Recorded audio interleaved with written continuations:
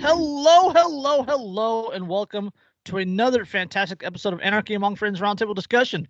Before we get started, let me remind you that we are covered by the BIPCOT no government license, which allows for the reuse and distribution of this podcast by anyone and everyone except for governments and the bludgies thereof. You can learn more about that at bipcot.org. That is BIPCOT.org. We are also protected by Brandenburg v. Ohio, 1969. Which ruled that the government cannot punish inflammatory speech unless that speech is, quote, directed to inciting or producing imminent lawless action, or is likely to incite or produce such action. So everything we say here is hypothetical. Yeah. On that note, I have no idea what episode number this is because I didn't do any sort of pregame. Well, it's a special episode, so we don't have to have a number. Yeah, it's intermission something. We're going to be talking about the Boogaloo again. Or rather, this article that a lefty wrote about this super like pro-vaccination. I looked up her other articles, and this girl wrote like 20 articles about how crazy anti-vaxxers are. And then now she has this Boogaloo episode, or this Boogaloo piece, So clearly she is no friend of the liberty movement. Not saying that you can't be pro-vax and pro-liberty, because I'm not necessarily anti-vax. But you start to see a trend here that she's very, very, as you go through her articles, that she hates the idea of people who are pro-freedom. Hates them. Individual freedom. There's no room for that in the collective. Yeah, that's... Yeah, so... And considering, I think on that communism test, none of us scored higher than 13%. Andrew. You know what? He's the commie of the group. I apparently didn't thumbs down strongly enough some of the options. Like, I tend to view the double thumbs down as like reserved for the absolutely fucking not, I'll throw you out of a helicopter answers. And then the rest of the answers where I'm like, no, that's stupid. They get the one thumbs down. So apparently I should have just gone with double thumbs down all the way through. That's my excuse too.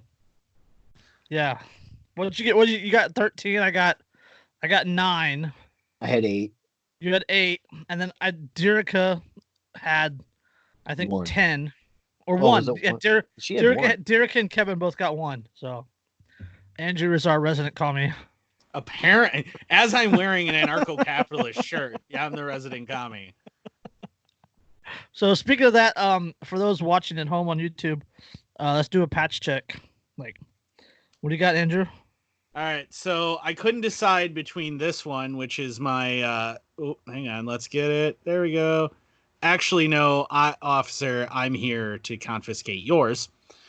And it's the snick dropping out of a little bug hole. Yeah, with NVGs and a clacker. And then the one that I have on, I don't know if you can read it. It says, I didn't lose shit. Oh, I like that patch. No. I'm going to need to find one of those. What do you got, StickThisOn.com. Oh, yeah. The one I've got on right now is quite simple. It says, send bachelors and come heavily armed. Nice. I got, in honor of it, I got the Boogaloo 2020 on my cap. And then, as always, the armed abolitionist patch on my mic cover. You know, and the funny thing is, I pointed that one out to you, and I have yet to actually get one. Oh, dude, I bought it. As soon as you showed it to me, I bought it. And the guy actually sent me 2 of them. It was a 2-pack of patches.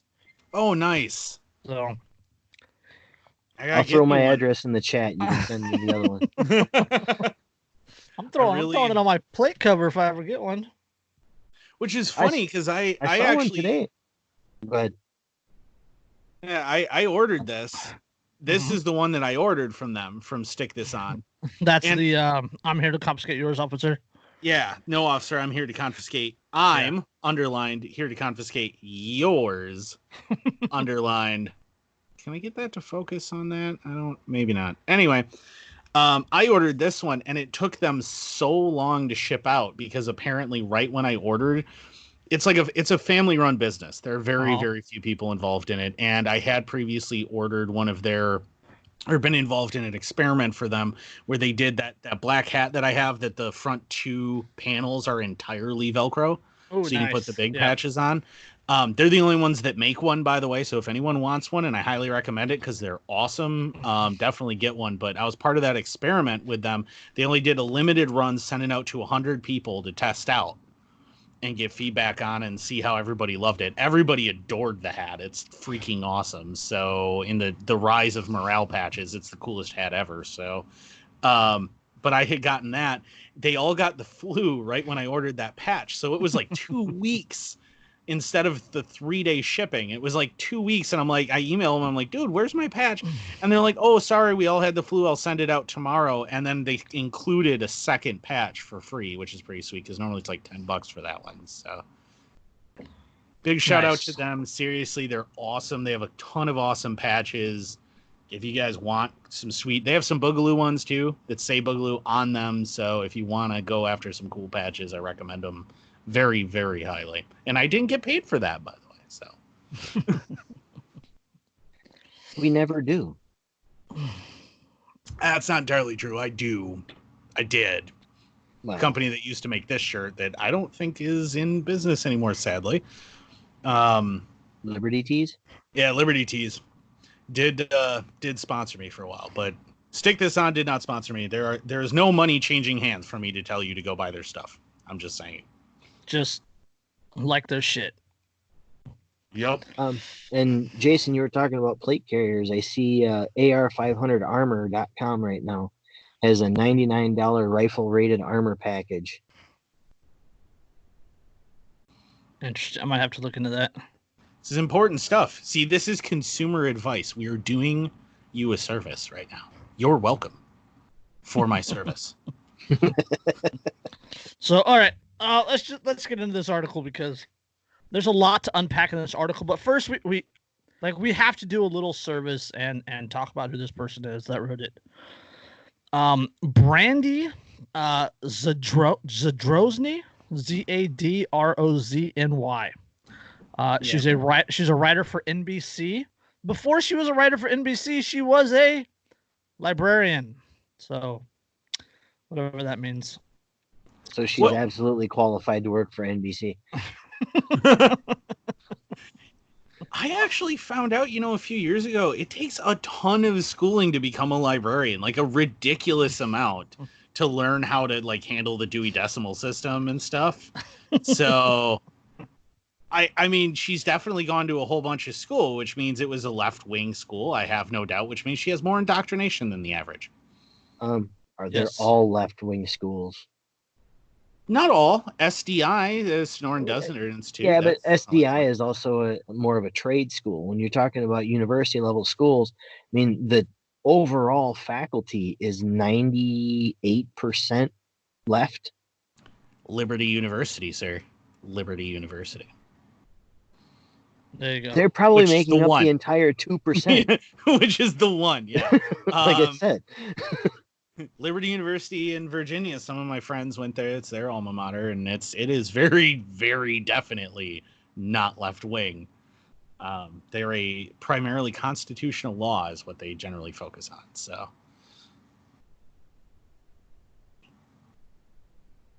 Yeah. Awkward pause. Because we are the most professional podcast ever.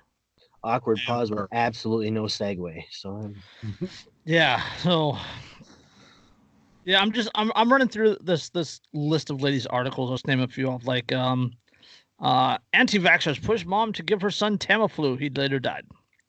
And then she goes on to have another one about people harassing pro-vaxxers and anti-vax crowdfunding on Facebook and fake news this and fake news that, and social media hosted a lot of fake health news last year. Here's what went most viral.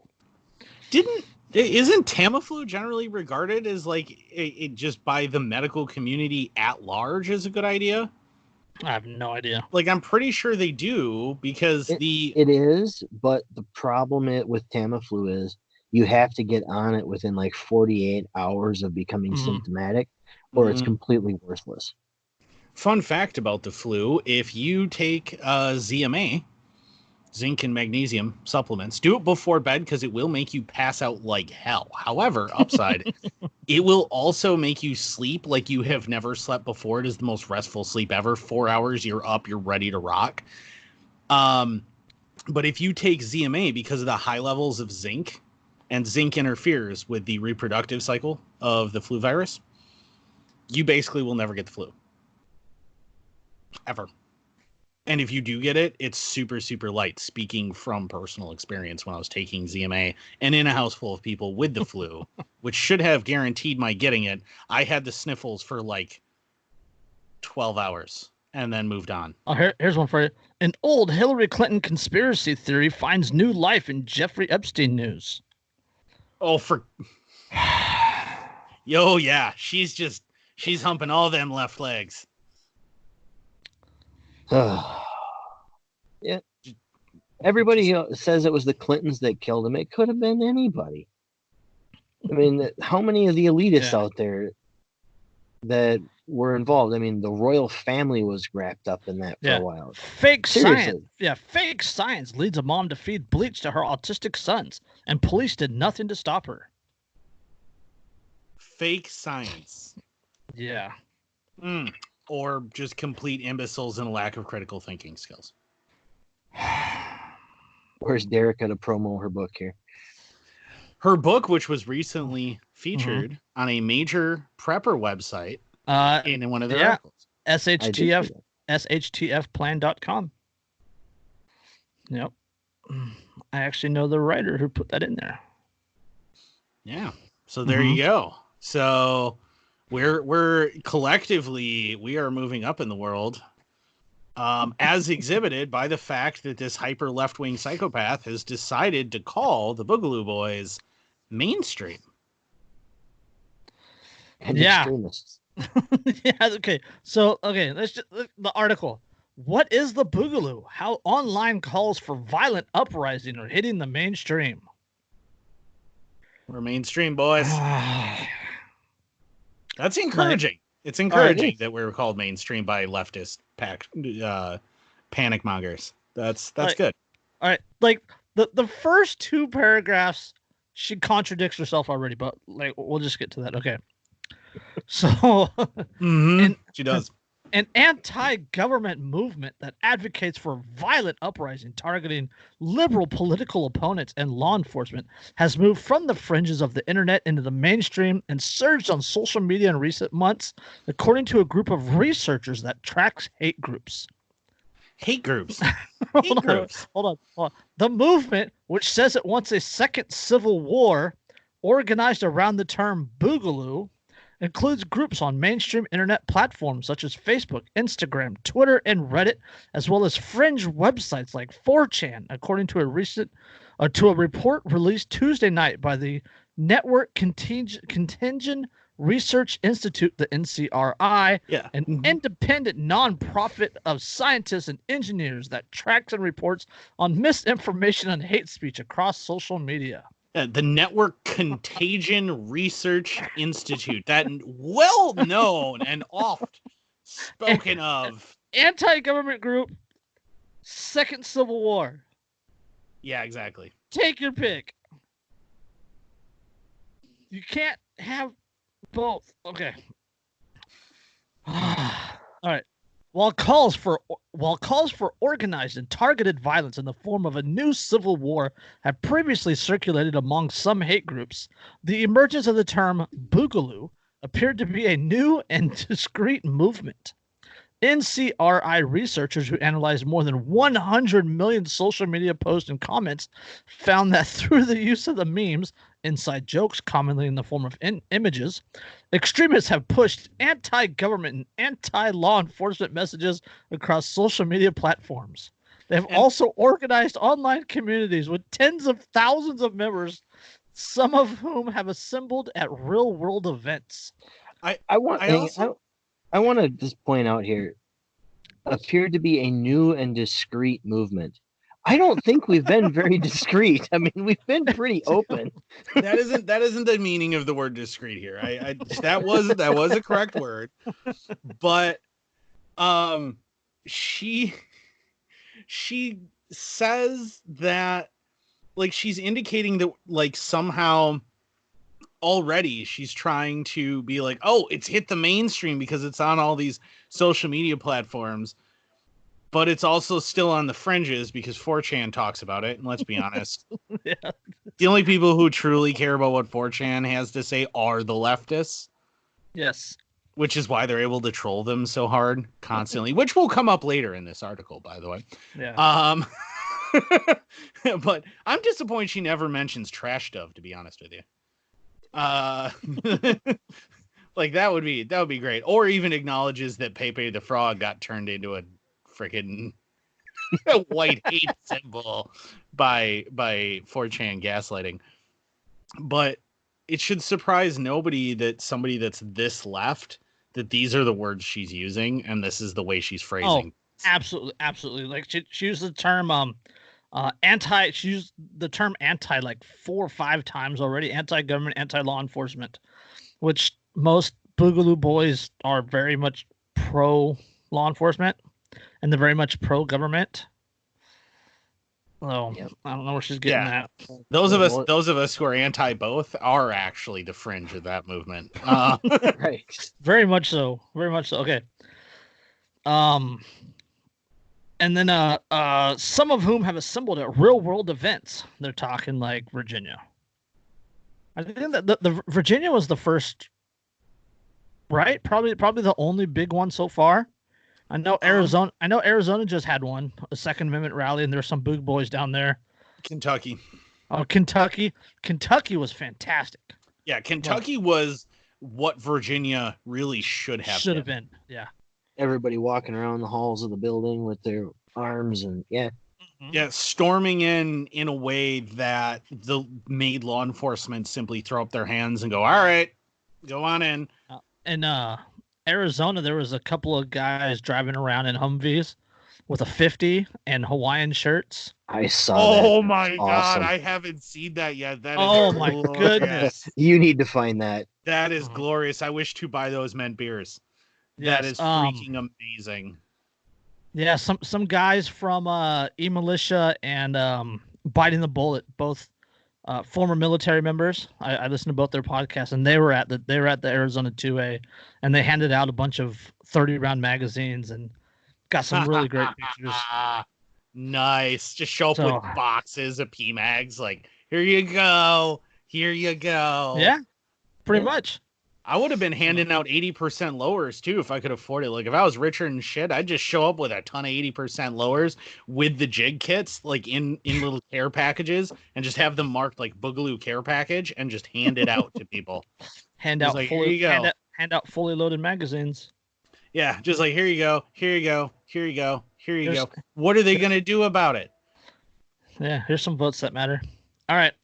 The report, quote, represents a breakthrough case study in the capacity to identify cyber swarms and viral insurgencies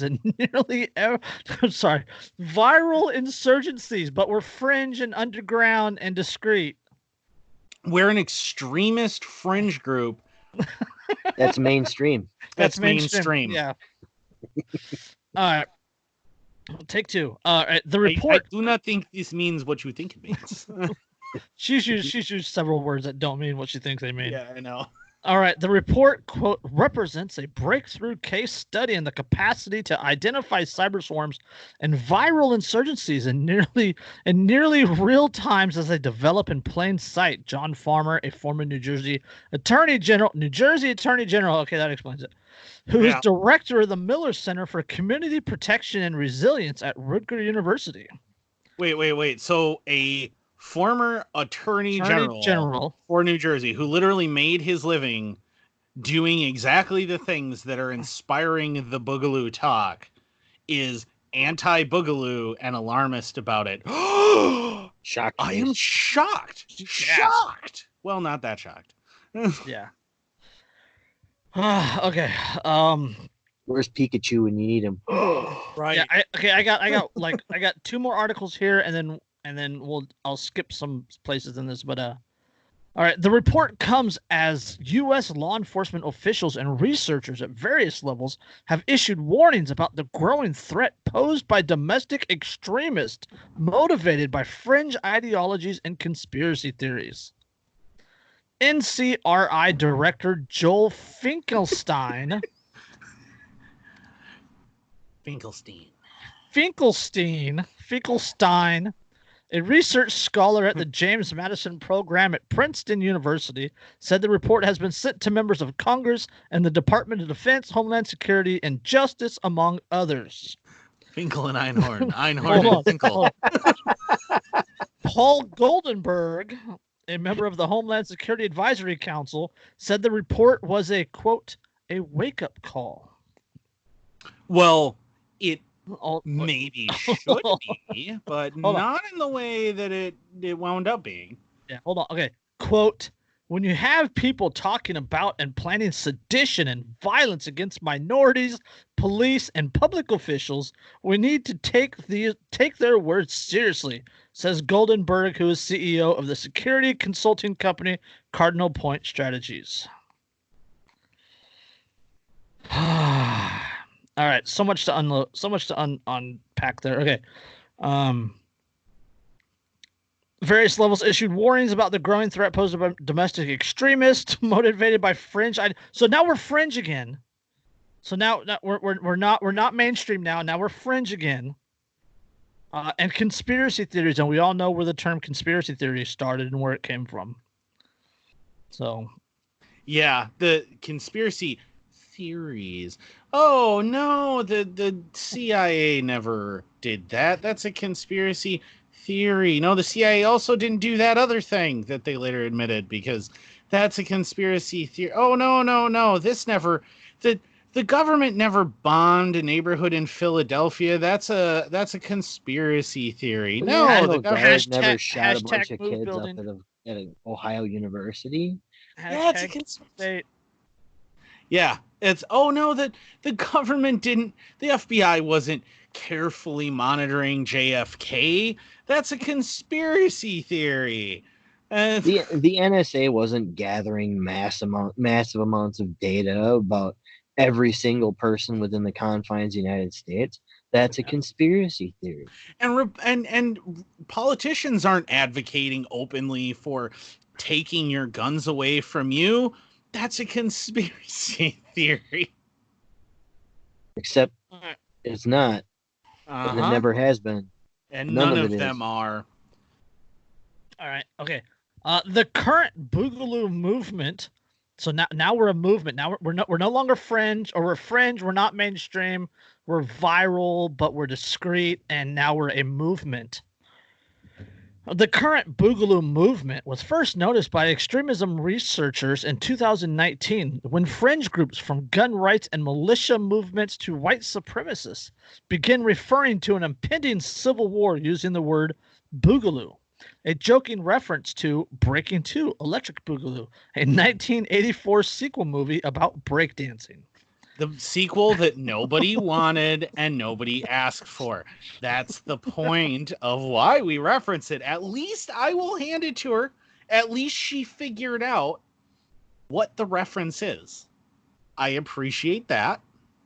However, you'll notice if you if you utilize the critical thinking skills as advocated in Derica's book, if you pay attention to her language in this article, she starts off with hate groups, and they monitor hate groups and hate speech and fringe theories. And then she talks about, they're anti-government. Oh, and by the way, also white supremacists. She's trying so hard. What she's trying to do here is not outright say that it's a white supremacist movement, because she knows that there's enough evidence to disprove it that everyone would disregard it immediately. So instead, what she's doing is trying to subtly associate the idea of the Boogaloo with the idea of white supremacists and white nationalists and hate groups, so that she can just plant that little seed And then let the idiot masses, the kind of people who read MSN News in seriousness, the ones who need the term meme explained to them,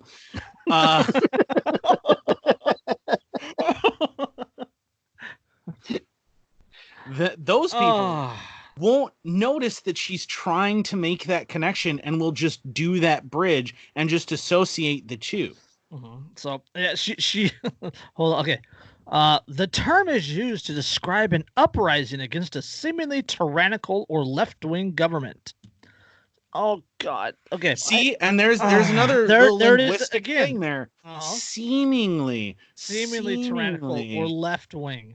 Or they believe, you'll see it through the whole article. Seemingly, they believe, they think, they perceive. Yeah. And what I find it very interesting about that exact statement that says, or left-wing government, it's like only conservatives would ever have this theory. No, most of the conservatives are going to stand there right next to the cops and stand in the way of actual freedom. Right, but remember, she's coming from the same ideology, the same revisionist historical ideology that tries to paint the Republican Party as the party of racism and ignores the fact that the left, the Democrats, are the ones who supported slavery. The Democrats are the ones who went to war in an actual shooting civil war to defend slavery.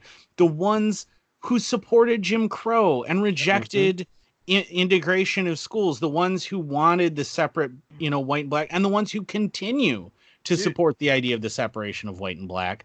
Or the and people, she comes from these that. Are the same, these are also the same people that forcefully interred American citizens during World War II. Today's the anniversary. Today's the anniversary of that executive order. The Internment Act, that forced hundreds, thousands of Japanese Americans. Today being February 19th. So, because in case you listen to this another time, but to piggyback on Andrew's point, go look up Dixiecrats, Dixiecrats. Holy shit!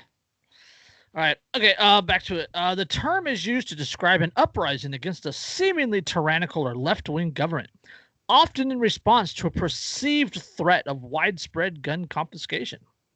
For many, the word Boogaloo, silly on its face, is used jokingly or ironically, but for others, the Boogaloo memes are shared alongside violent text and images, seemingly to inflame an eventual confrontation.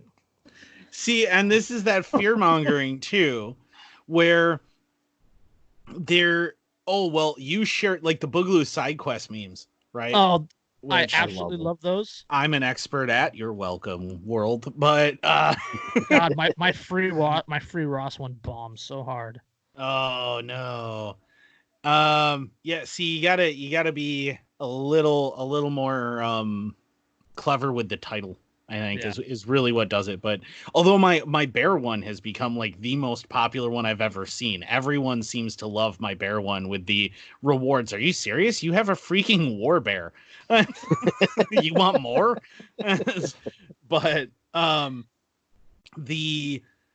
what they are talking about is the images that are associated with those memes, where you have, napalm strikes, or you have dudes with, firing machine guns. And that's the thing, is she's the kind of person who will call an image of just someone firing a machine gun, even if they are only firing it at a berm or at a paper target, as violent images. Mm-hmm. She will associate that as violent. Yep.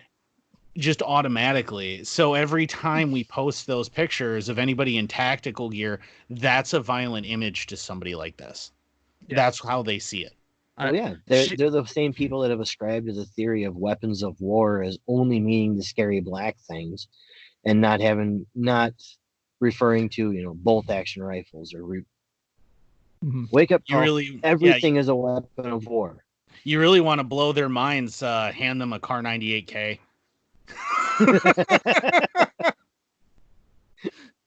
Oh, so you're okay with a gun like this then? You think All right. everybody should have one of those? Oh yeah. Hey, let me go ahead and tell you about the country that produces these. Yeah, she uses another word here in a second. Um, in the last 3 months, Boogaloo-related conversations has grown rapidly, according to the researchers, who found the use of the term has increased nearly 50% on platforms like Reddit and Twitter over the last few months. Increased exposure, the researchers warn, carries the danger of indoctrination.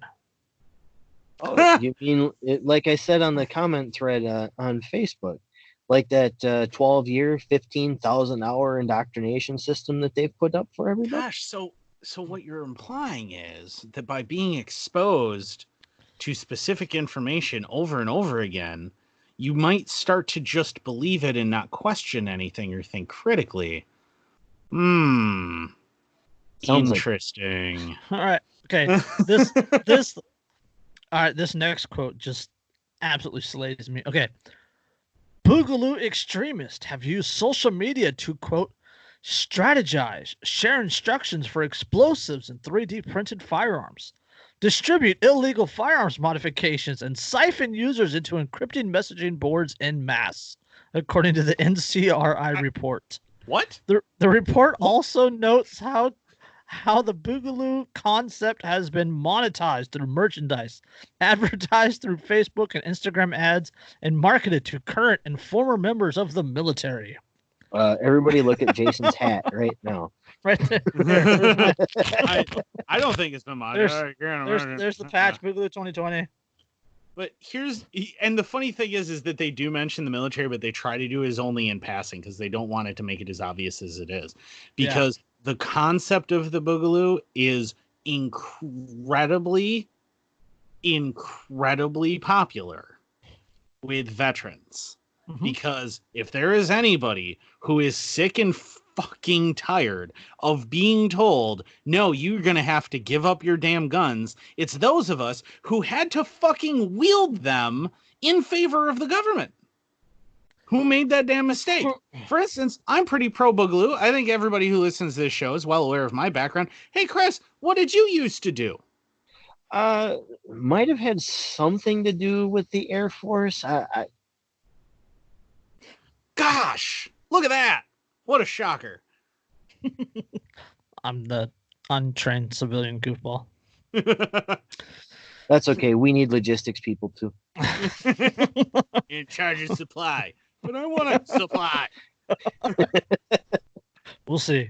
All right, but share instructions for explosives and 3D printed firearms. Okay, number one, there's no 3D printed firearm out there that is self-defense reliable. Instructions for explosives. Hello, the military posted a book and it's available at a surplus place. Literally everywhere. You can buy it on the internet. You can download it. You can download it for free from literally any prepper website or bookstore. Boy, it would be really unfortunate. Yeah. Guerrilla warfare. Andrew's holding up a copy of the military manual, Guerrilla Warfare and Special Forces Operations, which is available Department of everywhere. the Army Field Manual. Yes, available where all fine books are sold. I mean, I have books that are not available like that. Sedition, Subversion, and Sabotage, Field Manual #1, a fantastic book. Highly recommended by those of us here. Or, I mean, I do have books that you can't just pick up at your local retailer. Ooh, Special Forces Weapons Sergeant. Yes, this is rather thick. That's a very thick book. Yes. This is not your typical manual, we'll put it that way, but and is not available for public purchase or consumption. However, most of what's in here is available for public purchase and consumption, just not assembled in this way. For instance, like it's going to be kind of hard to find the disassembly of a Browning 1918 in your average book. Not on the book, but there's websites. Or how about how to disassemble and clean a G3A4? Oh God, I'd give my left testicle for a G3. It would cost It is at least that much. Yeah. Yeah. Or one of my personal favorites, the disassembly, repair, and maintenance of an RPG-7. All right. But yeah. This stuff's all out there, man. Please stop. My penis can only get so you're Stop. But this stuff's all out in the civilian world, right? It's everywhere. So it's all over the place. I mean, the fact that I have a copy alone says it's out there, right? So you can't stop the fucking signal, kids. Like the 3D printed firearms plans, right? The CAD files, they're everywhere. They're absolutely everywhere. Like I have links that they weren't given to me. I did a Google search. I found these links, and there's a link, and it has like 40 links on it, and it has all these plans. Like it's out there. You can't get rid of them. You can't ever stop them. So they're not distributing anything. And to be perfectly fair, I mean, there might not be fully 3D printed firearms out there that are, suitable for a self-defense situation.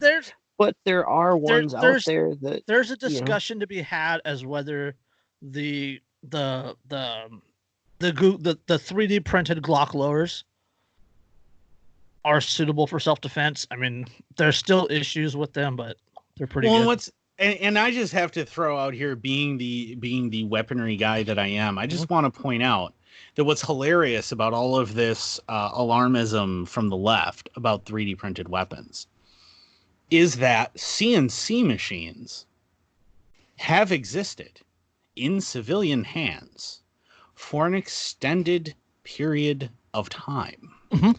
And that there is no production firearm on the face of planet Earth that utilizes 3D printing for major components. Mm-hmm. And that is for a reason. And let's not forget that it is entirely legal, according to the federal government, according to the BATFE. That is the Bureau of Alcohol, Tobacco, Firearms, and Explosives. That it is entirely legal for you to build and produce your own firearm. 100% legal. You can build, as long as it is not automatic. As long as it falls within their guidelines. It can't be NFA. You can't build NFA weapons without paying the tax. And that's how they got around the Second Amendment in 34, in 68, and with the Hughes Amendment. So that was that it's not that to own it is illegal. It's that you have to pay a tax on it, and they don't actually jail you if you get busted on it. If you make one, technically the charges are not manufacturing an illegal firearm. It's manufacturing an untaxed firearm without a proper license. Yep. It's about money.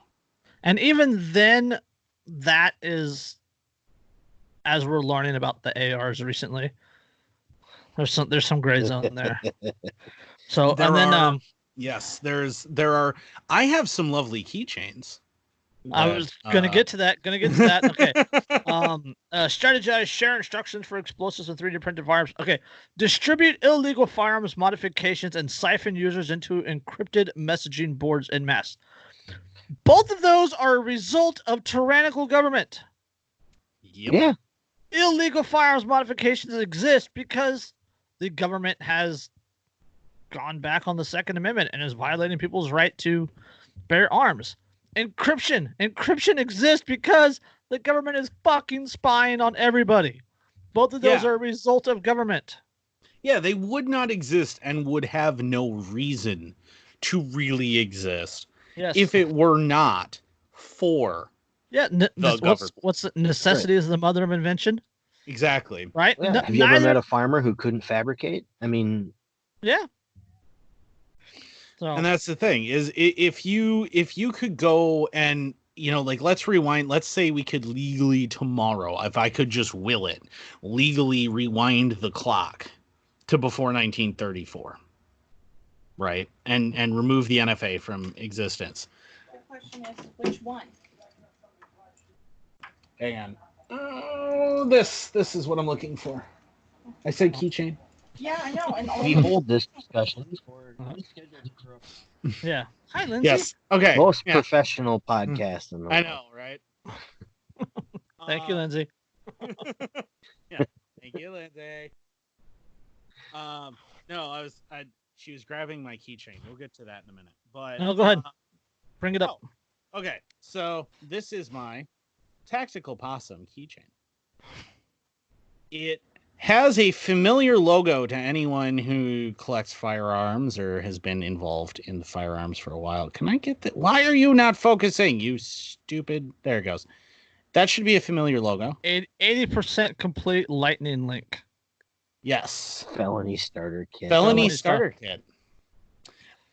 So this is a hole in a piece of plastic. This is just a piece of plastic. This is a plastic keychain currently.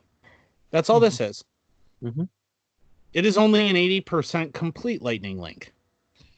As long as I do not make the last few cuts that this needs, this is merely a piece of plastic. That's it. That's all it is. And it is literally plastic. This is not metal, kids. This is plastic.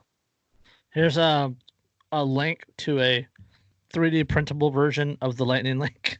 Well, that's the Swift link. That's slightly different. That's a drop-in auto sear is what. Yeah, drop-in auto sear. Yeah. So that sits in the pocket. So drop-in auto sear, which is literally like two pieces of metal and a spring. I'm not even kidding you. That's kind of it. It's two pieces of metal with one hinge and a spring. That drop-in auto sear, which is made up of some of the world's simplest machining moves. If you look at that, there's like 4 machining moves involved, and that's it. And it's all straight lines, and it's really easy.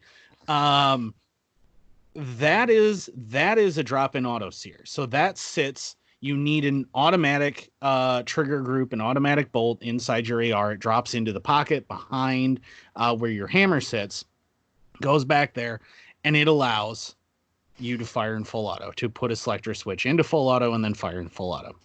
This sits on top and slides back and forth when it's completed. This obviously doesn't. This would prevent the weapon from operating because it doesn't have the extra pockets it needs. But that is the purpose of this. This sits there and moves. That drops in and works. But both of these you could manufacture in less than an afternoon. Yeah. Like these, if you wanted one of these in metal, how you need a single piece of sheet metal. You just need a few measurements, a Sharpie, and tin snips, and you can make this happen. Maybe a drill. That's it. That's all you need. And it's done. You could use a damn Dremel in a piece of metal and get it done. Two things, and you can create this at home. How is that enforceable or regulatable at that point? I mean, everybody has tin cans. I'm just saying. Well, that's the thing, Andrew. It's not supposed to be necessarily enforceable or regulatable. They're not going to just show up at your door and say, "Oh, I'm going to see if you have any of these parts laying around." Typically, however, if you happen to be out in public and say you're at the range and I don't know, you have a decide failure, to go full happy because you're right, and you got some dumb FUD standing next to you who gets pissed off at it. Guess what? They've got you. And that bullshit will happen, and don't think it won't. I have had FUDs at ranges tell me when I had back when I had a couple of short shotguns, and they were NFA registered, fully legal shotguns. Oh, don't anybody see that? That's illegal. It's registered, so no, it's not. I've also had them tell me, I had a FUD once tell me when I swap muzzle devices on an AR at a range. Oh, you could take that off. It's not pen. Don't let anybody see that. That's illegal. Not in Wisconsin, fuckface. No. Go back to California. No, never mind. We don't want them here. We don't want them here either. You got enough of your own. Oh God. Oh yeah, I've had I FUDs. got some stories, man. Oh Jesus, I imagine. I mean, I've had FUDs, and this is in Wisconsin. I have had hell in Georgia and North Carolina. I ran into FUDs who told me years ago when I had ARs there, when I had 30 round mags, P mags. Oh, those aren't legal. What? Oh, Yes, they are. Yeah. and Andrew, you know that video that you and I shot last summer of us mag dumping? Yep. Okay, so would have been, I don't know, probably October. I decided to go out, have myself a nice range day. I was there completely by myself. I'm like, you know what? I'm gonna run through 3 mags just as quick as I possibly can. So I did. And the guy that lives across the street from the range, and Andrew knows where I'm talking about. There's a house, like you pull up to the range, there's a house across the street. And the guy that lives there drove down to the range and says, full auto's not legal down here. Like, One full auto, buddy. wasn't full auto. That was right. pulls of the trigger. But see, that's the thing that you got to remember though when you're in public is if you manufacturing this at home is easy as shit. If you take it in public and you're being a fuckface and you're screwing around like a fucking jackass, you're gonna get yourself fucked real hard. Oh yeah. Not in a good way. All right, back to the article, and this is literally the most cringe paragraph of this whole article. Much like the OK hand symbol co-opted by the white nationalists who later denied the association, the ambiguity of the term Boogaloo works to cloak extremist organizations in the open. Oh. All right, okay, let's break that down. Let's cut that paragraph in half. All right. The OK hand symbol, we're not even going to go there. Okay. I just referenced that at the top of the podcast, right? Where I said, hey, we're going to talk about 4chan gaslighting the shit out of idiot reactionist lefties. That's what we're talking about. One of my absolute favorite Boogaloo memes. And it's the guy in full kit. And he says something about the Boogaloo. And then the guy next to him goes, all right, I can't wait to start killing minorities and gays. And then the Boogaloo guy shoots him in the head. Bam. Absolutely. It's a screenshot of the scene from Modern Warfare 2, Call of Duty Modern Warfare 2. Yep. Okay, the ambiguity of the term Boogaloo works to cloak extremist organizations in the open. Okay, so now we're cloaked again. Are we in the open or I'm really getting confused. Are we mainstream? Are we fringe? Are we cloaked? I mean, I feel we're all of the above. To be perfectly honest, according to her, we're all of the above. We're Schrodinger's Boogalooist. Yeah, there you go. Apparently, hey, we have our show title. Schrodinger's Boogaloo. We're Schrodinger's extremists, man. We can't use Schrodinger 2 episodes in a row. You have to on this one. We're referencing last article with Schrodinger's titty. Yeah. Schrodinger's titties. It should speak for itself. I'll go listen to the episode. Yeah, right. But yeah, I feel like maybe is she saying that we're shirtless or pantsless? I feel like she's saying we're pantsless. Like we're wearing a shirt and like a suit, tie, everything, but no pants. So we're concealed, but also in the open. All right. Well, and the other question is are we going commando or are we not? I mean, this is you know what it is? It's commando in gray sweatpants. That's what it is. There you go. The Boogaloo movement is going commando in gray sweatpants. Gray sweatpants and Hawaiian shirts. Yeah. Yes. Oh God.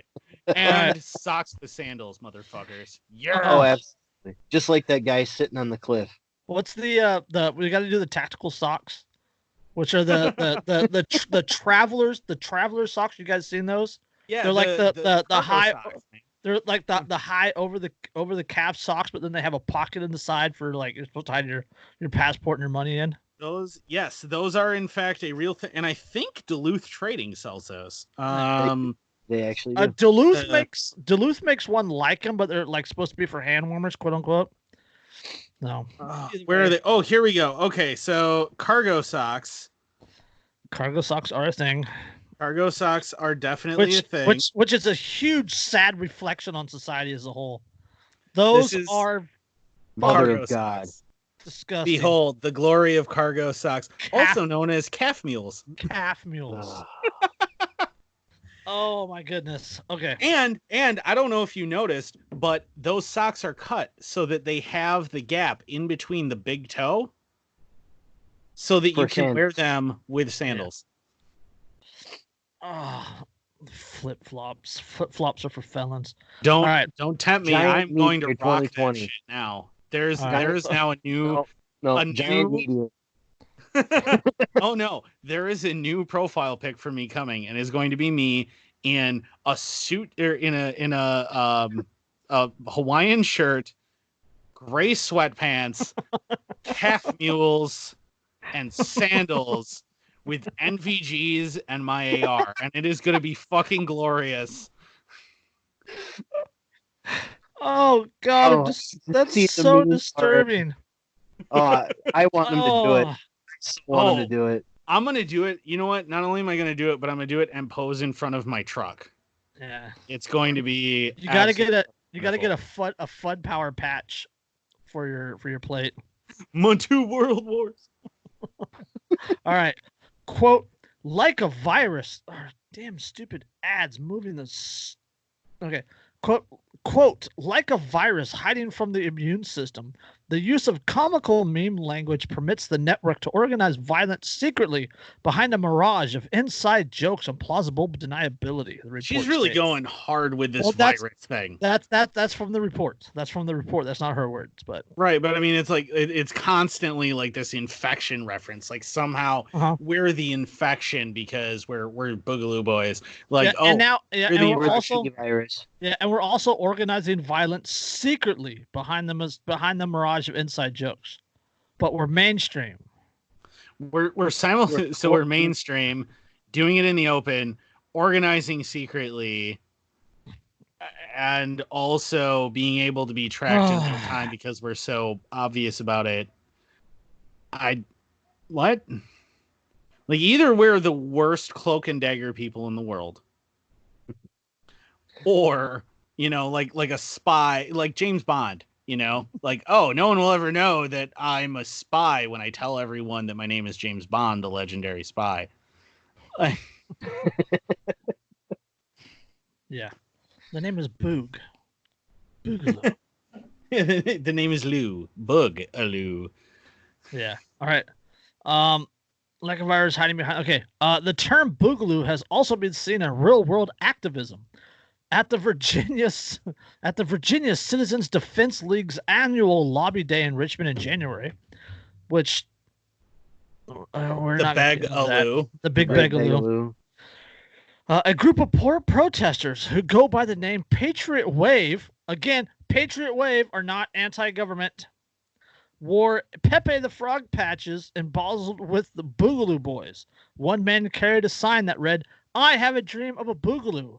The rally was held on Martin Luther King Jr. Day. So here we have people that are just as contradictory in themselves as this lunatic author. Like Patriot Wave advocating First off, I love the patch. It's here. The patch in the article, yes. Oh yes, absolutely. The patch in the article. It's purple. It has Pepe. It's purple around. It has Pepe the Frog. He's got an MP5, and then at the bottom it says "Mimetic First Warfare." It's a cool patch. It's an absolutely cool patch. If you're a patch aficionado, that is a cool patch.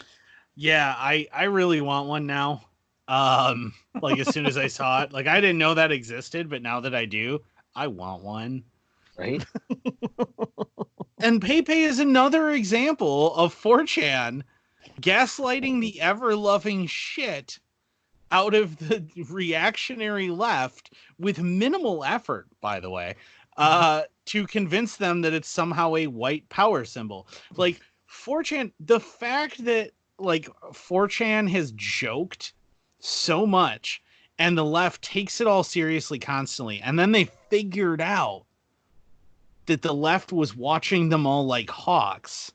And we're like, oh my God, they're watching us closely. Okay. We can make whatever we want a hate symbol. And they're like, how about a fucking purple pigeon? Yeah. How about a fucking cartoon frog? Yeah, again. Okay. Let's be really nuts. The okay hand symbol that has been around for 1,000 years. Hey, it fucking worked again. Like, and these idiots, even when 4chan then proceeds to laugh and openly state that they intentionally gaslighted all of these leftist reactionaries, the leftist reactionaries continue to run with the joke, which makes it even funnier. Yeah. Okay. Battlepatches.com is the one that sells it. And they have the purple one. They also have a green one, an orange one, and a gray one. So they're $15. I dropped the link in the I was gonna say, in the encrypted chat. Right. Yes, the encrypted description, which is only visible to people who are secretly part of right-wing hate groups. Well, Andrew, being that we're from Wisconsin, we almost have to buy the orange one. No, I will not buy an orange anything. All right. Shakirla. Yeah, real world activism. The Virginia Citizens Defense League annual lobby. Okay, that was the 18th annual. Blah blah blah. Okay, let's just get rid of that. No, I'm not even going to get into that. Okay. NCRI was able to trace the origin of the use of the term Boogaloo to 4chan's politics focused media. I can't even take that seriously. Okay. All right. Okay. What were we just talking about? Hey, All right. Look at that. All right, professional podcaster face. Okay. The most professional podcast. It's just yet again with just this massive gaslight. They can do anything they want. It is actually kind of glorious if you think about it, because they have absolute power over the psychology of the left. They can manipulate them to believe anything they want. Yes, they need to go read some Aristotle. All right. NCRI was able to trace the origin of the use of the term Boogaloo to 4chan's politics-focused message board, where racist and hateful memes often get their start. Boogaloo was often associated with apocalyptic and racist terms like race war and DOTR, a white power fantasy that imagines a time where race traitors will be murdered. Come on. See what I mean? Like it's been this steady thing through this whole article of these very subtle. I'm not saying that you're a white nationalist and a racist if you aren't in favor of the government, which I'm also simultaneously, because I'm a leftist and Trump is in office, saying is racist and fascist and dangerous. I'm not saying that being anti-government is clearly racist, but clearly this anti-government movement comes from the racists. Yeah. Because there's no reason why anybody else, any other demographic, would ever have a reason to, despise, to hate the government, that I've also, because I'm a leftist, literally just said, because fuck Trump is therefore the government is racist because Trump is in office. So, but no one would be anti-government unless you're racist, unless you're anti-Trump's government specifically only. Just that. And then this is the second most cringe paragraph in this entire article. And we can break this down. Okay. The report tracked events when online chatter about an opinion Boogaloo spiked. The analysis found a peak during the November standoff in upstate New York between an Army veteran and police over a domestic dispute. The veteran, Alex Booth, chronicled the standoff on his pro-gun Instagram account, Whiskey Warrior 556, claiming to followers that his guns were being confiscated. The incident made the Boogaloo meme go viral and gained Booth over 100,000 followers. Okay, yeah, that's incredibly cringe. One, because anyone who is there for that The moment that everyone found out what it was really over, everyone was like, "Well, burn him to the ground," but whatever. Not only that, and fuck that guy, by the way. Fuck that guy hard for trying to manipulate a movement and giving them that fucking opening. Yep. Like, Right. no, fuck you for manipulating a movement that's a valid movement and things and trying to use it for your own personal gain, you subhuman piece of shit. Number one. Number two, and everybody said that at the time too, as soon as it came out what was actually going on, like, oh, no, this isn't a red flag thing. This has nothing to do with his guns. This is about the fact that he just committed domestic violence. No, that's, you know what? I don't want a part of this until I know whether or not he actually did that or not. I want objective information here. We're going to step back and we're going to listen and we're going to hear both sides of the argument out here. We're not going to react based on that. And the funny thing is, the leftist media is still pushing this idea that we didn't care that he's accused of domestic violence, that it was just because, oh, well, he's one of us, so we don't care what happens to anybody else. No, that isn't it at all. And that isn't what happened at all. Not even remotely. Like, that, and the only reason that the police admitted why they were even there, because they didn't even want to tell anybody why they were there, the only reason they're even willing to say anything publicly was because they realized how many armed people were showing up. And that things were about to go very, very badly. And they needed to say, hey, no, this has nothing to do with his guns, which was also still an important exercise. One, because it shows that everybody can be mobilized, but two, because it means that when we all mobilize, the police back down. Not only that, but like there was no violence. Like if this was like, if we were as violent and as hateful and as scary as this report and this lady say, wouldn't the people just have walked in and mowed down all the cops? Yeah, not giving a shit what the truth was. Yeah. Instead, they stayed behind the police barriers and talked to the police and were there when the police had their press conferences and and listened. Nobody was hurt. It's just like anything else. You hear something and your first reaction is going to be, maybe you take yourself up from maybe a 2 to a 8 as far as your readiness is concerned, but you still don't take it all the way to a 10 until you know for sure that you're in the right place at the right time. I mean, and it's about and it's about DEFCON levels, right? Like it's that same idea as DEFCON levels. Like the threat is there. So if the threat's there, you don't ignore that this is potentially something you need to respond to. You need to get ready to potentially respond, but you do not respond until you have confirmed this to actually be a threat worth responding to. Yeah. Right. We're not psychopaths. Yeah, and then the last paragraph in the article says the second Boogaloo meme peak appeared around the House's impeachment of President Donald Trump. Bullshit. Again, not anti-government. Yeah, and the idea that going, and that's the thing. Oh, it's anti-government and it's pro-white power, but it's supporting this government and also the police. I find the government that it supports to be white power. What? Right. I'm sorry. What? It's the amount of circular logic in this article is dizzying. I mean, it this isn't even circular. It's no, it is because she's here, then here, then here, then she just keeps coming back around and again, from extremist to closet to movement to mainstream to. It's like it's like tetherball. Right. Yeah, this article is the argumentative equivalent of Pong. Back, forth, back, forth. Like it's just, but the problem is, and what makes articles like this dangerous is that the readers of MSN, the people who don't read it objectively, who just take it, they are the line in the middle. Yeah. And so all they see is that the ball is passing through. They don't notice that it's going left, right, left, right. all they see is that middle line, and they just make all those connections and just go, "Yep, I believe it all," because cognitive dissonance is a hell of a drug.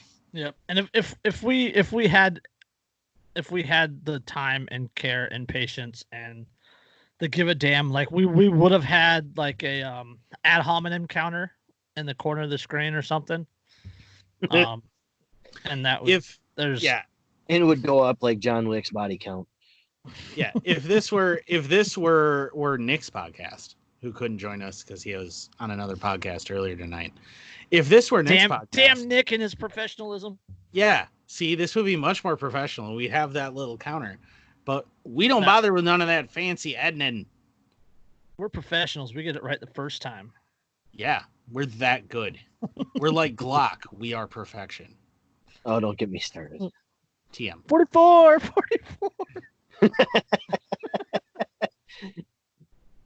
Oh, we don't talk about that. All right. That goes back to that little guy. We don't talk about that. Yeah, we don't talk about that one. That gun is the Star Wars prequels of Glocks. Yep. Bonus points for the Super Trooper reference. If you're playing the home version of the podcast, mark yourself down. We need to start like handing out like bingo cards. All right. Okay. There's a lot to unpack here, but like we unpacked a lot, but I want to go back to this paragraph, this quote here. The report, quote, represents a breakthrough case study in the capacity to identify cyber swarms and viral insurgencies in nearly real time as they develop in plain sight. Oh yeah, I picked up on that too. Like, number one, holy crap, that's big. That's got some Big Brother in it. But like, in addition to that, there's a lot of things worse than Boogaloo that are going on right now. Mm-hmm. Right? I mean, like, we're just going to ignore Antifa and the Patriot Front and the literal like weekly battles they had for like the last 2.5 years. Yeah, pretty much. Yeah, let's pretend that none of them exist. Well, yeah. Look at it from the same perspective as how they treat news about Afghanistan and Iraq right now. I mean, these are active combat zones. Exactly. I haven't seen an actual Antifa article in months. Well, here's the thing, too, though. The reason why we're more dangerous, we're more interesting, we are the ones who garner this media attention right now, is because Antifa and the Patriot Front are pro-government movements. Yes. They support the existence of government. They want the status quo to continue, just their version of the status quo. They don't want to get rid of government, whereas we are a threat to both sides. Not all Boogalooists think like we do. Like, right. like literally, like we are the fringe of the fringe. Right? We're the fringe of the mainstream fringe. Yeah. Yes, we're the fringe of the mainstream fringe. Our version could be called a fringe movement. That's a legitimate. Oh, absolutely. A legitimate. I don't want to call it an epithet, but it kind of is. That's legit, right? I'd wear a fringe patch. Yeah. See, we can. All right. Free Walter. No, wrong fringe. But we actually are the fringe. But the thing is the reason why they're so alarmed by this is because we are part of this and we are driving so much of it, and they're worried that our ideas might start spreading. Mm-hmm. The ideas, that's the other quote I really wanted to hammer on. Quote, when you have people talking about planning sedition and violence against minorities, police, and public officials, we need to take their words seriously. Like, okay, we've already taken care of the minority thing. We don't care about that. Right? We're not those those racist pieces of crap. Okay. No, we'd be the ones that would be taking out the racist pieces of crap who tried to hijack our movement. I mean, yeah. All right. Police and public officials. We need to take their or violence against police and public officials, like sedition, violence against police, public, like literally that's how this country was founded. Right. What could be more American than, being against than sedition? Right. But on that subject, I actually heard a politician, I wish I could remember which one it was, actually say something to the general effect of, I can't remember the exact quote, but he actually, in all seriousness, uttered relatively recently that violence against public officials and politicians was un-American. I saw showed Congress had an approval rating at about 9%. By contrast, Muammar Gaddafi had an approval rating at 13%, and his own people dragged him in the streets and killed him. That was Representative Matt Based. He's a Republican out of Florida. Nice. He said that live on C-SPAN. That is a glorious quote. That is a glorious quote. And that's the thing is, remember, I mean, largely based on actual historical numbers, King George probably had an approval rating. If you had polled American colonists in 1776, he had an approval rating probably over 45 to 50%. Yeah. High approval rating. Easily. And that was when we went to fucking war. So, well, to be fair, we didn't go to war for freedom. We went to war because they attacked us after we said fuck you. Give her elementary version. Yeah, it's there's of course there's more. Of course, it's not that complex. Well, I would argue it's complex enough to have garnered multiple 500 plus page Pulitzer Prize winning books on the subject, so it is fairly complex. But yes. It's still, though, you got to remember that the world we live in now is the price that we are paying because our parents, our grandparents, our great-grandparents, our great-great-grandparents were not the people that the men of 1776 were. Yes. Yep. Ben has some really good quotes about that, about TSA handling his grandmother and what his grandfather would do. Yeah. I mean, just look around. What can you do today that doesn't require a government fee of some kind? Fee, fine, or regulation. Right. Breathing is about it. No carbon tax. I'm taxed here in my area, the Bay Area Air Quality Management Board. I'm taxed on my air. You're taxed to breathe. You're taxed on your water. You're taxed on even if you grow your own plants, you're going to be taxed on either the land that you're growing them on. Yep.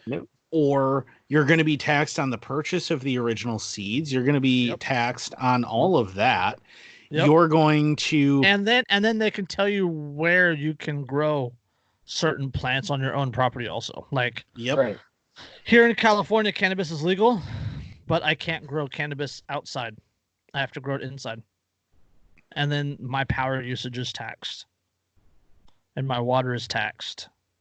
And then the compost or whatever, my fertilizer would be taxed.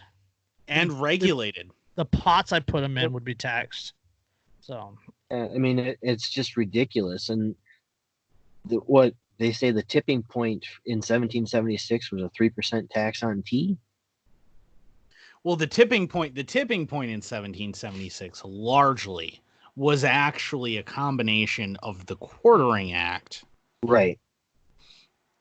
Which said that if a British soldier shows up at your home and says you need to give me a room, you have to give him a room.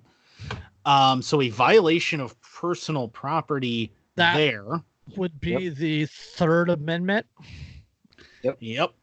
And a regulation that basically said you were not allowed to have, as a colonist, you had to turn in all of your firearms. That would be the Second Amendment. I'm seeing a pattern here. Yeah. But So, yeah, I mean, you look at it and it's just everybody's got this convoluted thought about why and what caused the war in 1776. Because you look at the public indoctrination system, and they'll tell you that the tipping point was right before the Boston Tea Party. They don't even mention the Quartering Act and the confiscation. Well, the Quartering Act will get mentioned. That will get mentioned. But confiscation, conveniently, never once gets said. No. Never one time. I actually was going through my daughter's homework because in her 8th grade class, they actually have a civics class, which is a joke. But yeah, they went over the tipping points that's kicked off the revolution, and at no point in that curriculum was quartering ever mentioned. So they've even deleted that since I was in school. Right. Well, we were, yeah. Yeah, and that's the thing is people forget. So Lexington and Concord, one of my favorite moments of the American Revolution, right? With the famous speech that's immortalized on that monument on the hill where it occurred. You know, do not fire unless fired upon. If they mean, or we didn't come here looking for a fight, but if they mean to have a war, damn it, let it start here. Mm-hmm. Mm-hmm. And that will get talked about, but why those British soldiers were moving the direction that they were, and why those colonists showed up there to shoot at them gets left out.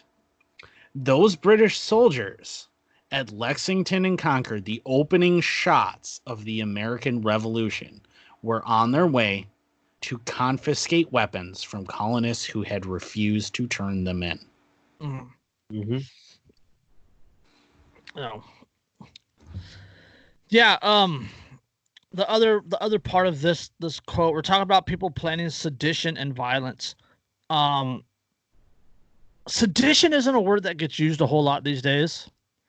And if it is, it's usually out of context. Like sedition is conduct or speech inciting people to rebel against the authority of a state or monarch. So, but talk about planning sedition and violence. None of this would happen if it weren't for government. Like the as we talked about earlier, the gun control, the 3D printed firearms, the 80%ers, the home manufacturing, also all those are a result of gun control. Mm-hmm. Right? The Boogaloo, the quote Boogaloo, the quote sedition and violence that they're planning. Again, that is a result of government. Right? All these people pushing back, Antifa and all the Patriot movement and the militias and all these fringe groups, they are all as a result because we have a tyrannical government. We have a very oppressive government that is continually violating people's freedoms on a more than on like a moment to moment, minute to minute basis. They violate people. What is it, like 630 something thousand people were arrested last year for cannabis, right? And that was like one every 73 seconds. And it's pretty much like legal in like half the United States. Yeah, it's like,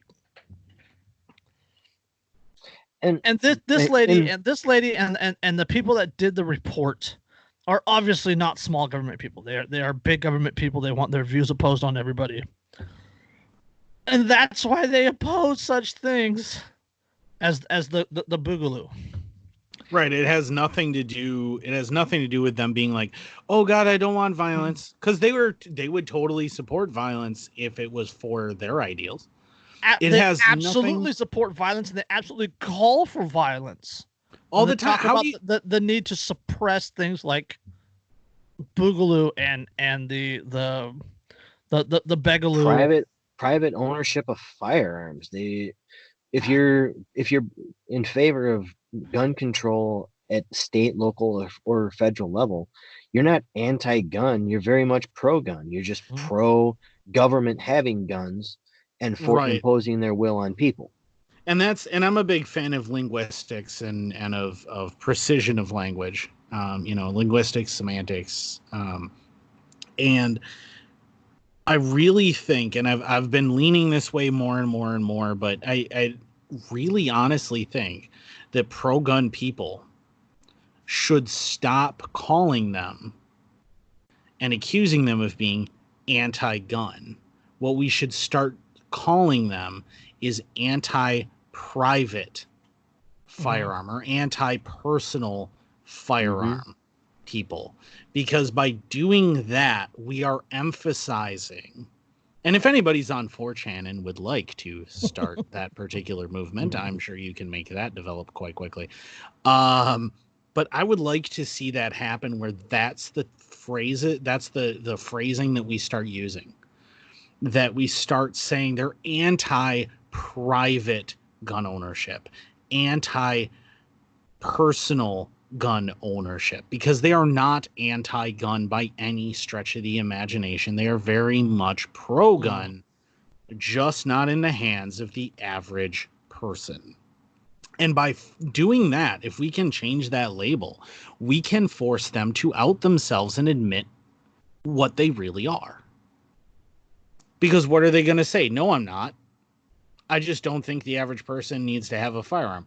Because you can say, oh, you're anti-gun, and then they can honestly say, well, no, I'm not. I just don't think that you need to have this particular gun or whatever else. No, you are anti-private ownership of firearm. You're anti-personal choice of private ownership of a firearm. Mm-hmm. And I would love to throw the personal choice in there, because holy shit, watch their heads explode when they get called anti-choice. Right. Even though that's exactly what they are, watch their heads explode when you're like, oh no, you're anti-personal firearms choice. Well, it's like that. You see the meme floating around that seems to make its rounds every couple of months, where it says, "You're pro-choice." Yeah. Okay. Can I choose my own healthcare? No. Can I choose to own a gun? No. What can I choose? You can choose to have an abortion or smoke weed or something like that. Yeah, that's it. That's all you get to choose. Right. And it's like, well, that's not a choice at all. You know what? I'm very pro-choice in that aspect then, even if I were a hyper right-wing conservative, right? The hyper right-wing conservatives are hyper pro-choice then, because they fully support your right to choose a firearm. They just don't support your right to decide who you're going to marry. They don't support your right to decide that you want to do drugs. They don't support, your right to be anti-cop or to not stand for the Pledge of Allegiance. So they're pro-choice too. They just support specific choices. And again, we see that the left and the right politically are the same wings, or are opposing wings on the same shit-covered pigeon. Plain and simple. And I'm sure I'm going to catch flack from the anti-pigeon people. I don't fucking care. Fuck you. They're fucking... Hashtag birds aren't real. Yeah, they're not even real. Them birds are working for the bourgeoisie. They've never actually existed. They're all government spots. There you go. Rawstory.com also picked up the report, and their article is entitled "Right-Wing Extremists Using Facebook to Recruit for Boogaloo: Attacks on Liberals and Cops." I love that they are even more blatant about it, that they're trying to, again, make it about, it's about the liberals and the police. Okay, and well, then first of all... And then the picture they use, I don't know if you guys can see that, the picture used, that's from a Antifa Patriot rally in Seattle. They're using a photo from leftists. Yes. Mm-hmm. Of course they are. Oh, no. They're anti-liberal. Here, look at all these armed liberals. Clearly dangerous. I mean, not if they're liberal, but we're going to pretend that they're not. Like, really? And the thing is that liberals, modern liberals who call themselves liberals, have co-opted that term. You assholes. Yep. Absolutely. No, you're not a liberal. I'm a fucking liberal. You're a fucking authoritarian psychopath. I'm a fucking liberal. Classical liberal. Exactly. Yep, Yeah. that's right. Here's one from NPR back in January. Oh, Christ. Boogaloo was the new far-right slang for Civil War. See, but you know what? My big takeaway from this, that I think that everybody listening and everybody watching on YouTube and stuff really needs to take away from this, is what you need to learn is several things. One, linguistics is very, very important, and you need to be very aware of the linguistics you're using. Two, to that point, they've picked up on Boogaloo, and they're trying to manipulate it. The Anti-Defamation League, their article on the word Boogaloo back in like November also included Big Igloo. So somehow they're the same. Right. Big Igloo, the Great Luau. Yeah. They're picking up on those. So don't think that anyone doesn't know what we mean.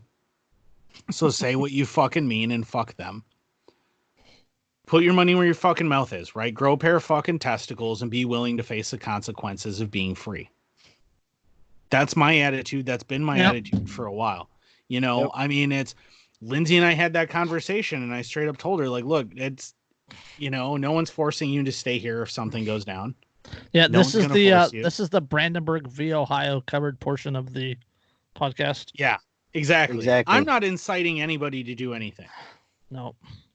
What I'm saying is that in the event that a tyrannical fascist piece of shit government, authoritarian, despotic government decides that it wants to come after me for saying you shouldn't be authoritarian, despotic, fascist, and a piece of shit.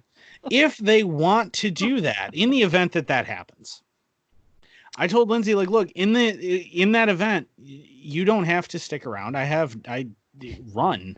All right. But understand, I have principles that I stand on. Yep. And Lord, grant me the strength to die in a pile of hot fucking brass. I am not going to run. I am not going to back down. I'm certainly not going to fucking surrender. So, as Chris's Patches states, send bachelors and come heavily armed. Armed abolitionists. Because, motherfucker, you better put a 105 mic through my fucking window before I know you're here. Because if you don't... Won't be no Whiskey Warrior 556 shit. Oh, no. It'll be all over the news for an entirely different reason. I don't need the backup.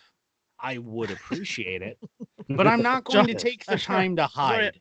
John Stack, Marvin Hamer, Andrew Goff. Yeah, exactly.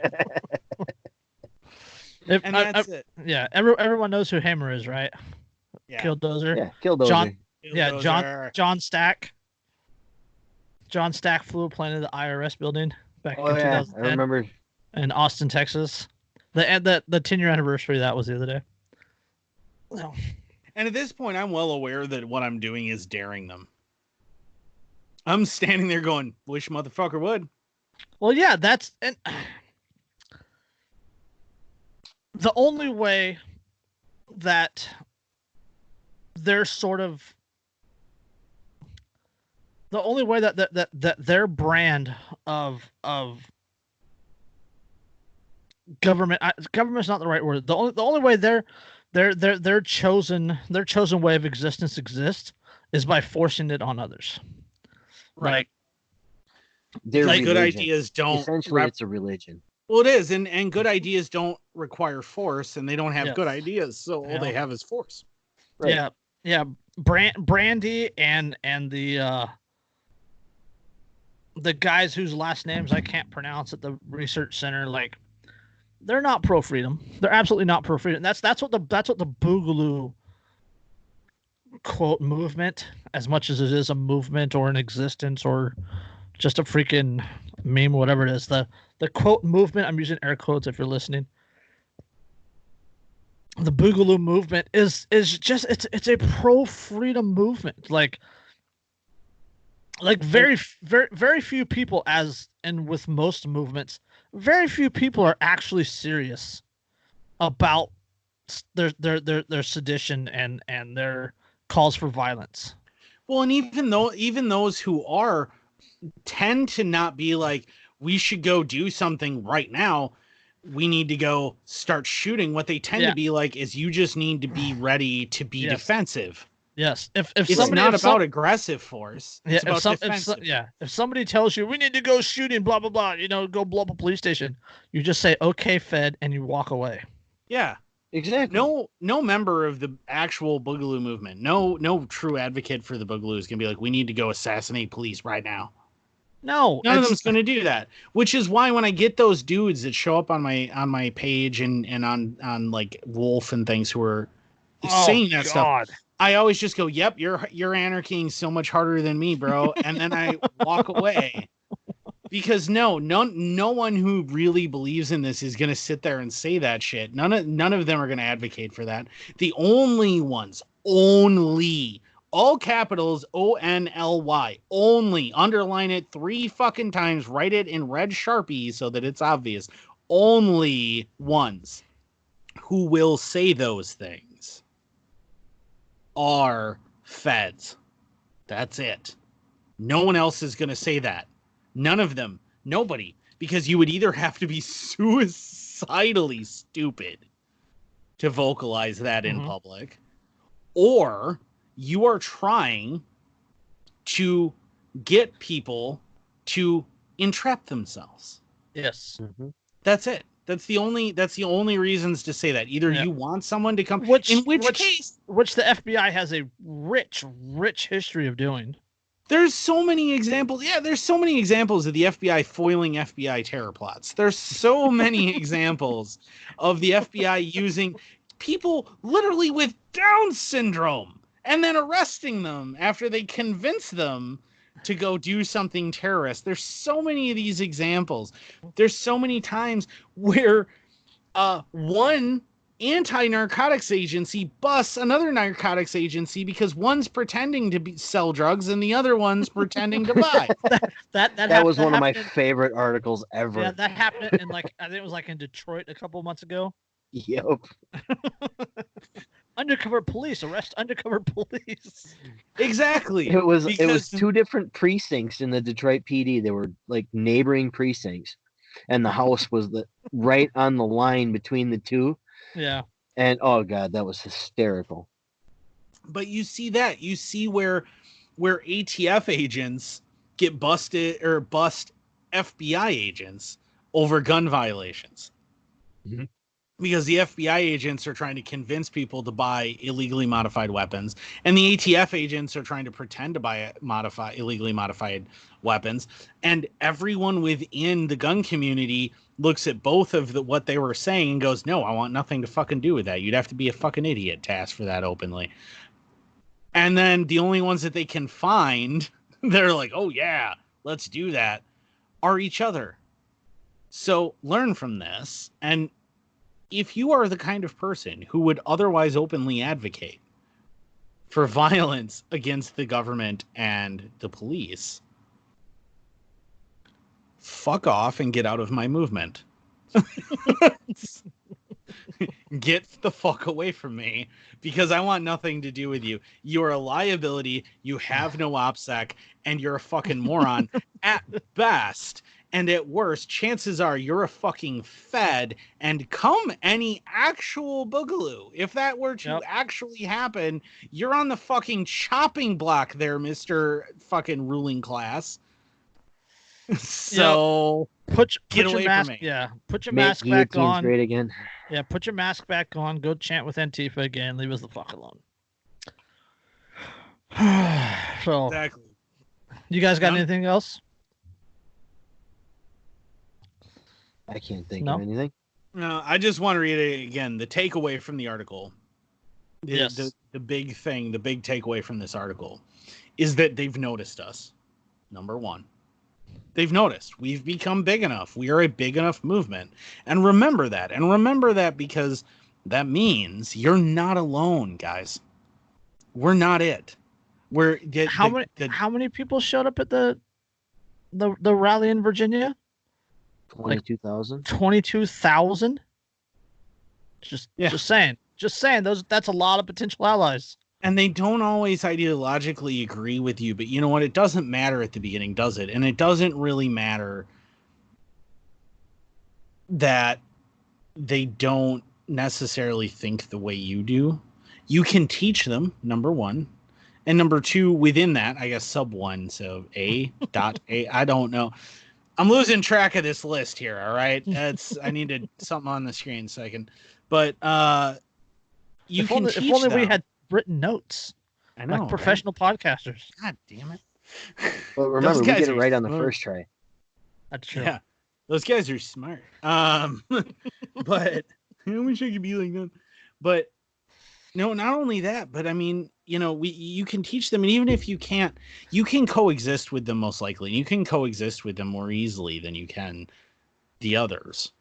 And you're talking about 22,000 allies who showed up there. Who don't get it yet, but can be taught.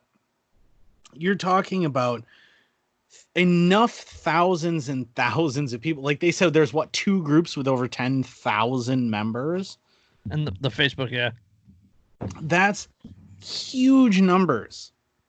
And yeah, there's going to be overlap between those two, but that's still huge numbers. You're not alone. We're a significant enough movement that people are starting to try to spread disinformation. That's when you know you've not only made it as a movement, but you are threatening the establishment in a very real way. Is the moment that they're trying to discredit you and they're trying to scare everyone away from you. That's when you know they're scared. We're actually intimidating them. Yeah. We saw it in Kentucky when they showed up with all their guns and the cops just went, oh shit, and were intimidated.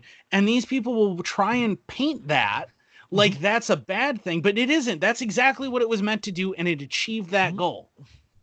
It proved that when push comes to shove, they will back the fuck down. So, because the bottom line is people don't want to die just for a paycheck, right? They won't. So while I believe that the majority of police will happily enforce gun confiscation, I also simultaneously believe that the majority of police will not die for gun confiscation. And if they are forced with that choice, will choose to not participate. Like that's the takeaway here is we are big enough and we are scary enough that they are trying to scare people away from us to preserve their own power. And that's an important thumbs up. That is an important boon to us that you should take away as a credit to what we've done. There wasn't this kind of reaction to Occupy Wall Street. Not even close. It was laughed off. Pretty much. And to kind of put another main point on from what Andrew said, the entire necessity is not the right word, but it's the one I'm going to use of this movement is predicated on we just want to be left alone to live our lives as we see fit. That's it. You racist? You want people to be left alone? Right? Oh, what a radical idea. Leave me the hell alone and let me live my life. But instead, because government has felt it necessary to just run over every aspect of your daily life, that's what spawns things like this. That's what triggered things back in 1776. Yep. Leave me the fuck alone. Right. Yeah, leave me the fuck alone, Tyrion. And more important, and I think what we need to vocalize more than leave me alone is leave you alone. You deserve to be left alone. Yes. That's how you need to phrase it to people. You deserve to be left alone. You deserve for people to just not interfere with your life under threat of violence. You do. Start phrasing it to your coworkers, to your friends, to your family that way. I think you shouldn't be told how to live. I think you, not I. Stop making it about you, because then they'll just say, oh, well, it's what you want to do. Oh, you know, like if you say, oh, well, I think that I don't want to be threatened over marijuana use. They're, oh, well, you just want to get stoned. But instead, if you go, I think that if you get cancer, you should be able to use marijuana. Yeah. Medically, and not have fear of the government kicking in your door and pointing guns at your children and shooting your dog. If you phrase it that way and you make it about them, they're going to be more receptive to it. It's one of those lovely sales tactics I've learned over the years. And you know, to kind of go along with that too, or, you know, your terminal cancer laying in a hospital bed and the cops show up to raid your hospital room. Which happened. That happened last year. Mm-hmm. There's a guy in jail in Alabama right now dying of stage 4 prostate cancer that has not received any medical treatment, and he's in jail because of drug possession. For treating his terminal cancer. Yes. So, because the state cared more about throwing him in a cage than about making a dying man fucking comfortable. Yes. So, yes. My 2 cents, the Boogaloo is a defensive strategy. Absolutely. It can become offensive if it is pushed to it, but, you know, leave people alone and this kind of thing won't exist. So, but shameless plug, Liberty Under Attack Publications. All true Boogalists need to go buy Sedition, Subversion, and Sabotage by Ben Stone and pick up a copy of Building the Second Realm, because you can't Boogaloo if you don't have supplies, and you can't take the things down if you don't know how to do it. So, absolutely. And that Shane's podcast that I was on early on in my podcast career about building the second realm is still one of my favorites. I think it's absolutely worth a listen, and it's incredibly important for everybody to check out. Building the Second Realm series number 3, I was on with Ben Stone and Shane. And the name of the episode is literally called Putting Bludgy 6 Feet Under. Just not even caring. Just don't sugarcoat it. Just throw it out there. No, Ben Stone, brah. He's I haven't interacted with him. I haven't talked to him yet, but I feel like the two of us would probably get along famously. Oh, he would love you because of your because of your background and your current views. Yeah, just saying. But anyway, on that note, this has been Anarchy Among Friends Roundtable Boogaloo discussion episode 83. Talking Boogaloo again. I don't know. We'll figure out a fucking title later. But peace. Later. Oh, I almost hit the wrong button again.